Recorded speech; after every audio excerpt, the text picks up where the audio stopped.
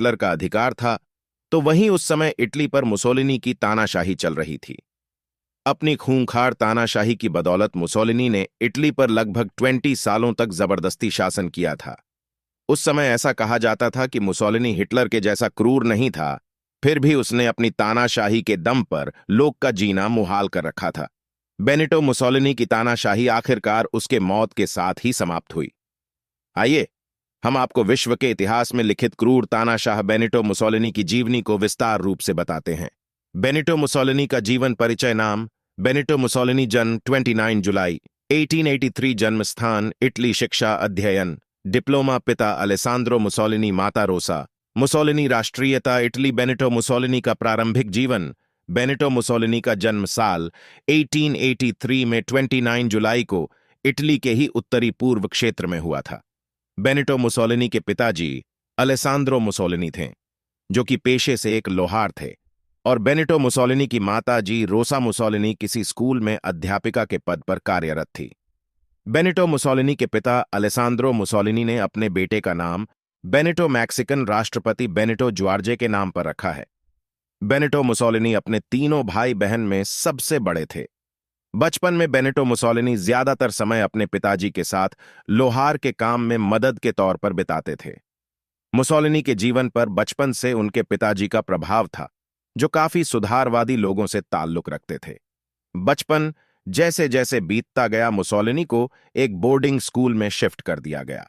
Benito Mussolini के बारे में कहा जाता है कि उनका बचपन बहुत ही कठिनाइयों से भरा हुआ था, और इन्हीं कठिनाई भरे स्थितियों में उन्होंने परीक्षा उत्तीर्ण कर अध्ययन में डिप्लोमा हासिल किया। अध्ययन में डिप्लोमा की परीक्षा उत्तीर्ण करने के बाद भी वे कई वर्षों तक अध्यापन का कार्य करते रहे। फिर बाद में उन्हें इस पद से भी हटा दिया गया। इसके बाद वर्ष 2002 में बेनिटो मुसोलिनी एक समाजवादी विचारधारा का व्यक्तित्व बन गया था, और वह स्विट्जरलैंड में जाकर बस गया। स्विट्जरलैंड में बेनिटो मुसोलिनी ने कई तरह के कामों में हाथ आजमाए, पर उन्हें कहीं भी स्थायी रूप से काम नहीं मिल पाया। फिर बाद में उन्होंने किसी तरह पत्रकारिता में ख्याति हासिल कर ली थी। इटली में जन आंदोलन के दौरान वो सक्रिय रूप से अपनी पत्रकारिता के कारण एक कुशल वक्ता के तौर पर भी जन आंदोलन में प्रभावी होने लगे थे। साल 1930 में उन्हें इन्हीं सब कारणों के चलते एक बार गिरफ्तार भी कर लिया गया था, और उस समय उन्हें कुछ समय कारागार में भी बिताने पड़े थे। लगभग 2 सप्ताह से भी अधिक का समय कारागार में बिताने के बाद उन्हें रिहा कर दिया गया, और रिहा होते ही उन्होंने अपने स्वदेश इटली लौटने का निश्चय कर लिया। बेनिटो मुसोलिनी एक जर्नलिस्ट के तौर पर बेनिटो मुसोलिनी में पत्रकारिता की अद्भुत कला थी। मुसोलिनी के संपादन काल में समाचार पत्रों की प्रसार की संख्या लगभग दोगुनी हो गई थी। बेनिटो मुसोलिनी एक समाचार पत्र जिसका नाम अवंती था, उसके लिए क्रांतिकारी संपादकीय लिखता था। किसी समाचार पत्र के दम पर बेनिटो मुसोलिनी ने इटली के विदेश नीति तक का भी विरोध किया था, और इसी विरोध के आधार पर इटली ने खुद को प्रथम विश्व युद्ध के बीच शामिल किया था। इटालियन समाज से मुसोलिनी का निष्कासन। मुसोलिनी के बारे में ऐसा कहा जाता है कि वह एक खुले विचारों वाला व्यक्तित्व था।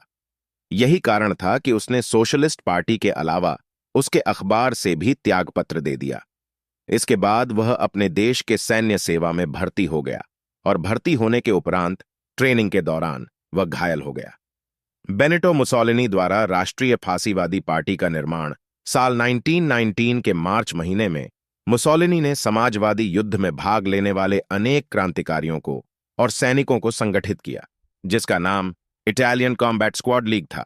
इस टीम का लक्ष्य पूरे विश्व में फासिज्म लाना था। इटली की राजनीति में मुसोलिनी ने एक प्रभावशाली और शक्ति के तौर पर एक नया प्रयोग इस टीम के माध्यम से किया। इस टीम का लक्ष्य इटली की हर जनमानस तक फासिज्म का विचार पहुंचाना था।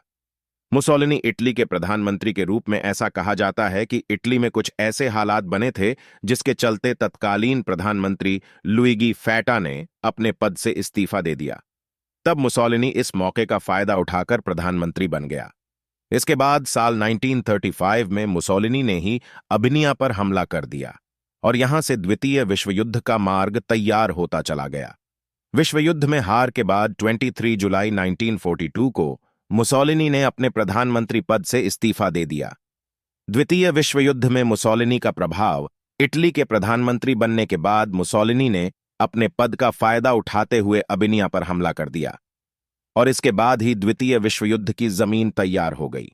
द्वितीय विश्व युद्ध में मुसोलिनी हिटलर का साथ देने लगा था और हिटलर के सहयोगी के तौर पर इसने अब तक के इतिहास की सबसे बड़ी लड़ाई लड़ी। बेनिटो मुसोलिनी का मौत जब साल 1945 के अप्रैल में द्वितीय विश्व युद्ध खत्म होने को चला था। इस वक्त सोवियत संघ और पोलैंड ने मिलकर बर्लिन पर कब्जा जमा लिया। जैसे ही मुसोलिनी को पता चला कि जर्मन सेना ने हथियार डाल दिया है, तो वह अपनी गर्लफ्रेंड क्लारेटा और बाकी के 16 साथियों संग स्विट्जरलैंड की ओर भाग चला। इसी दौरान डोगो नामक कस्बे के पास वह विद्रोहियों के हत्थे चढ़ा। इसके बाद मुसोलिनी और उसकी गर्लफ्रेंड क्लारेटा के साथ उसके बाकी के 16 साथियों को भी कोमो झील के किनारे गोलियों से भून दिया गया। इसके बाद अगली सुबह 29 अप्रैल 1945 को इन सभी की लाशों को मिलान शहर के लोरेटो चौक पर लाकर फेंक दिया गया।